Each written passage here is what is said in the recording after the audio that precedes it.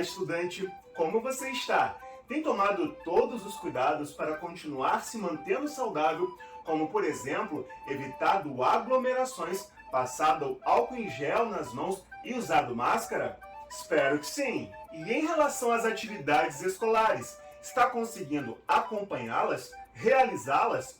Tomara!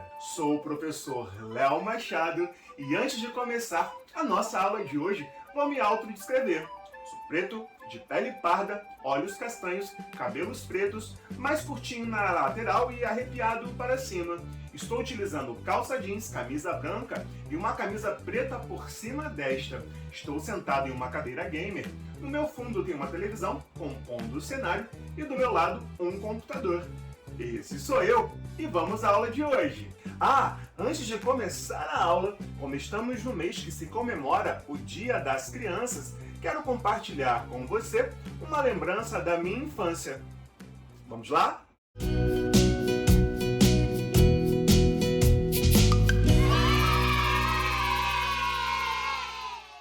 Filho de pedagoga, a leitura sempre fez parte da minha vida. Eu era uma criança muito tímida e ler me levava para um lugar seguro. Adorava ler revistinhas e os primeiros livros que eu li tinham um formato de gibi.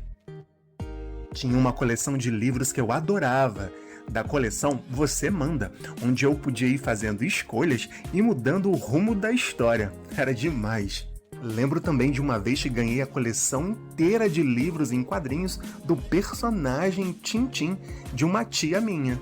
Eu amava aquelas histórias. A leitura abriu as portas para a arte em minha vida, me levando para o teatro e para a dança. Ler, além de me encher de lembranças, mudou a minha história. Agora, voltando para o assunto da nossa aula, me conta aí.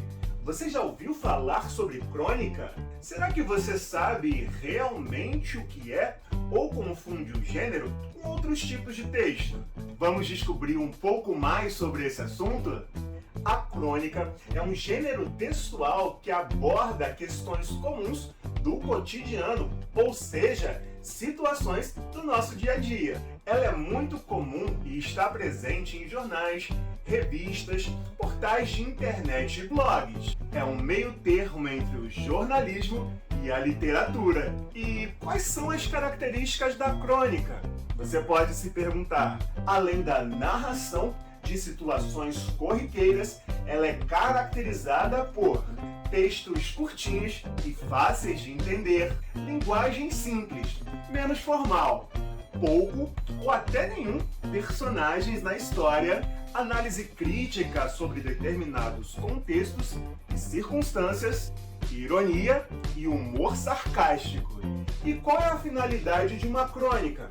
Para que ela serve? O objetivo da narrativa é provocar uma reflexão sobre o assunto abordado, é instigar uma possível observação e análise. Sabendo disso, vamos conhecer sobre uma importante escritora e cronista brasileira? Se liga aí nessa contação! Cronistas brasileiros. Raquel de Queiroz e suas crônicas. Quem foi Raquel de Queiroz? Raquel de Queiroz, autora de grande destaque na ficção nordestina, foi a primeira mulher a ingressar na Academia Brasileira de Letras e contemplada com o Prêmio Camões. Nasceu em Fortaleza, no Ceará, no dia 17 de novembro de 1910 e faleceu em 2003 aos 92 anos. Foi uma grande escritora, jornalista, tradutora e dramaturga brasileira.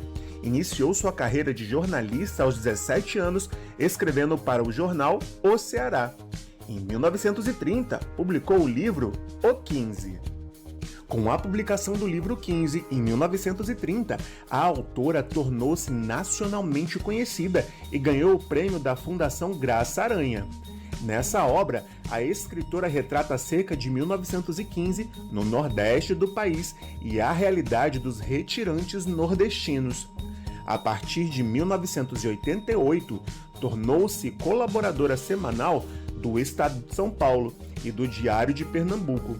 Durante sua carreira, traduziu para o português mais de 40 obras, escreveu mais de 2.000 crônicas e também peças de teatro. Vamos conhecer então alguns trechos de crônicas escritos por ela? Trecho da crônica A Arte de Ser Avó. Netos são como heranças. Você os ganha sem merecer, sem ter feito nada para isso. De repente, lhe caem do céu. Sem se passarem as penas do amor, sem os compromissos do matrimônio, sem as dores da maternidade. E não se trata de um filho apenas suposto. O neto é realmente o sangue do seu sangue. Filho de filho, mais filho que o filho mesmo. E o misterioso entendimento que há entre avó e neto, na hora em que a mãe o castiga, ele olha para você sabendo que, se você não ousa intervir abertamente, pelo menos lhe dá sua incondicional cumplicidade. Até as coisas negativas se viram em alegrias quando se intrometem entre avó e neto. O bibelô de estimação que se quebrou porque o menininho, involuntariamente, bateu com a bola nele. Está quebrado e remendado, mas enriquecido com preciosas recordações. Os cacos na mãozinha, os olhos arregalados, pronto para o choro.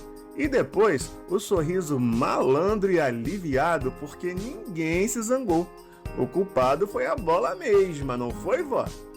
Era um simples boneco que custou caro. Hoje é relíquia. Não tem dinheiro que pague. Rio, julho de 1958. E vamos nos adentrar um pouquinho mais sobre a biografia de Raquel, aprendendo sobre os prêmios e livros infantis? Se liga aí! Que história de vida incrível e crônica emotiva, não é mesmo? Raquel de Queiroz foi mesmo uma precursora. Em uma época em que muitas mulheres escritoras não ganhavam notoriedade, foi apresentada como escritor do sexo feminino no dia da posse na Academia Brasileira de Letras. Eleita em 4 de agosto de 1977, Raquel de Queiroz foi a primeira mulher a ocupar uma cadeira na ABL. Ganhou vários prêmios e, dentre eles, o Prêmio Jabuti na categoria Literatura Infantil em 1969, com O Menino Mágico, que foi escrito para o sobrinho Daniel, na época com 7 anos. Vamos conhecer mais uma crônica dela? Trecho da crônica Os Sobrenomes. O nome de batismo, pai e mãe escolhem, tirando de livro, de artistas, de celebridade ou de folhinha. Mas sobrenome a gente herda dos antepassados. Seria curioso se pudesse descobrir como esses nomes se fixaram, o que significam. No sertão, está ainda em curso a transformação de alcunha em sobrenome, como a formação dos patronímicos. Aliás, essa dos patronímicos é a base de inúmeros sobrenomes que trouxemos de Portugal. Rodrigues, filho de Rodrigo. Fernandes, de Fernão. Pérez, de Pero. Mendes, de Men ou Mendo. Sanches, de Sancho. Álvares, de Álvaro. E daí por diante. Os sobrenomes mais comuns do brasileiro são, como se sabe, Silva, Costa, Lima, Pereira, Oliveira. Costa, evidentemente, não se refere ao detalhe anatômico. No caso, seria Costas. Terá alguma conotação com marujo ou negreiro, homem ido ou vindo da costa da África? Está aí um estudo para se fazer. A gente procura resolver os mistérios da Lua e Marte, mas com os mistérios ao nosso redor, ninguém se preocupa. Rio, 7 de fevereiro de 1973. Você conhecia essa escritora incrível? Gostou do trecho das duas crônicas? Espero que sim! Raquel de Queiroz foi uma grande mulher e um exemplo para a equidade de gênero frente a uma sociedade misógina e sexista, ou seja, que acaba colocando a mulher em papel secundário. Imagine como era a recepção dos livros e escritos por mulheres nos anos 1930, quando a entrada delas na Academia Brasileira de Letras era proibida. Após o sucesso de O 15, o escritor Graciliano Ramos duvidou publicamente da autoria de Raquel, questionando se o nome feminino não era um pseudônimo para um escritor do gênero masculino. Ela foi mesmo uma precursora, quebrando estigmas e paradigmas. Seu livro, O 15, foi o seu primeiro e mais popular romance. E a Multirio tem uma série em sua página chamada Uma Obra, Seu Autor, onde, utilizando a linguagem de animação, apresenta grandes sucessos da literatura brasileira e universal. Vamos conhecer essa animação então? Se liga aí! Você pode tomar o rumo ou, se quiser, fique nas aroeiras, mas sem serviço de fazenda. Sem mais do compadre amigo.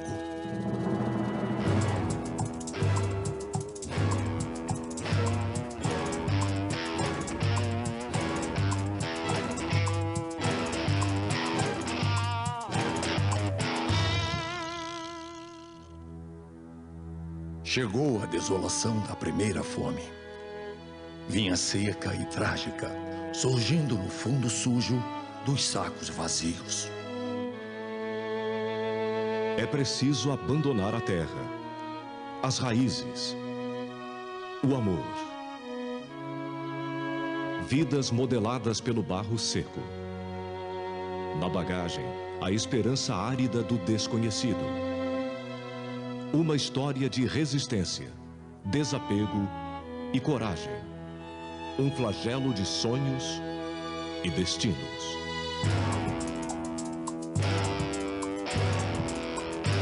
Depois do 15 lá de 1900, nem global aquecimento, não foi grego, nem troiano, foi a seca aquele ano que acabou com muito plano e a vida melhorou. Ficou em paz. Não tinha mais de chorar de fome, estrada afora. O 15, de Raquel de Queiroz, na biblioteca da sua escola. Muito bacana aprender sobre o gênero crônica e essa incrível mulher, não é mesmo? Se liga, seja paciente e busque interações gentis com as pessoas. Vivemos tempos difíceis em meio a essa pandemia e muita gente está emocionalmente doente. E nesse contexto, tuas ações de gentileza podem ajudar a fazer parte da cura do coletivo. Bem, vamos chegando ao final da aula de hoje. Espero que você tenha gostado. Foi muito bom estar com você. Continue estudando e se protegendo. E não deixe de acessar a sala de leitura e o Rio Educopédia no aplicativo Rio Educa em Casa. Te aguardo na próxima aula. Grande abraço!